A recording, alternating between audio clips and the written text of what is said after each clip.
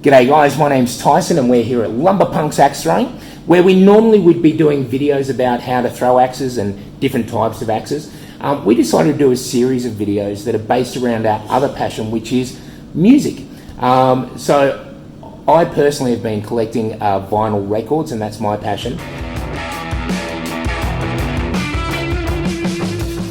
And my collection involves a lot of AC/DC, and so I thought I'd do a video based around the idea of what to look for in an AC/DC record collection, based around the actual labelling system themselves.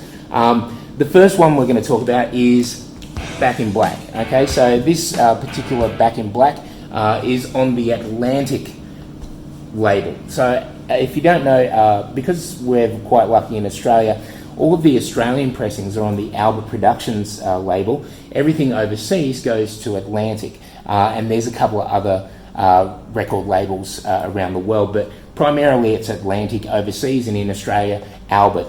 So this particular pressing's only worth about maybe $17 to $20. It's a Portuguese pressing. But in Australia, on the Albert Productions label, Albert Productions was set up by Harry Vander and George Young. George Young being the brother of Malcolm and Angus in AC/DC. Harry Vander and George Young were also title members of the Easy Beats, and they set up a production company and eventually produced AC/DC records here in Australia. So this album here is High Voltage, which is a great album. There's some great tracks on here, a whole lot of Rosies on here, but what I want to talk about is the actual way that Albert Productions uses labels to indicate what pressings they are. So this one you can see is a red label. The red label indicates a repress. There's another couple of variations of this red label. This particular version of High Voltage is an 81 pressing. It's worth about $80 in decent condition.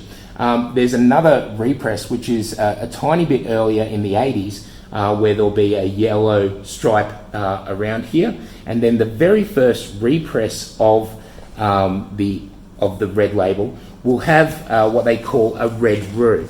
I'll show you one of those now on this album here. This is Let There Be Rock, and Let There Be Rock, this is an 83 pressing of that album.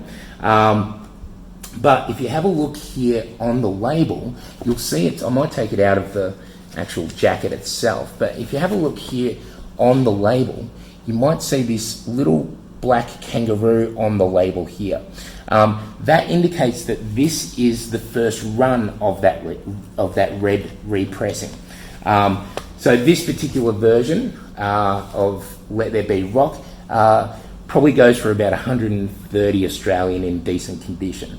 It can go up to about 250 in a mint condition.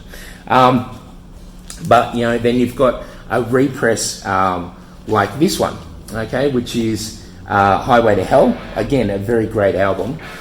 This one doesn't have the red roo on it, but the value of this one is about the same as the red roo on the Let There Be Rock. This particular Highway to Hell probably goes for about 130 Australian as well. The final one I want to talk about is the very first pressings of all of the Albert labels, which is the blue label. So if you find an AC/DC record that has a blue label like this one is TNT. These are the very first pressings of that album in Australia. And the very first run of that blue label is called the Blue Roo. So this TNT is a Blue Roo, and you'll notice that there is a little silver kangaroo here on the blue label. This indicates that it is the very first run of this album. Then the second run of this first pressing would not have the blue roo on there. So probably 10,000 with, and then the rest of them without. You'll notice like the yellow striping on there as well is always a good indication. So this particular TNT is about $250 Australian in good condition. This one I was quite lucky to get at a good price, and the value's gone up over the years. So that's sort of what you're going to be looking for if you're looking for AC/DC records, especially on the Albert production label. And the Australian label, because AC/DC is from Australia, are usually worth a lot more. There are some others around the world that are very interesting, which are misprints and irregularities, which I'll talk about in our next video. So again, stay tuned for that. If you liked this video and want to watch more, just subscribe, hit that bell, and if you want to chuck a comment down there and maybe tell me something else about the Albert label, I'd be more than happy to have a listen.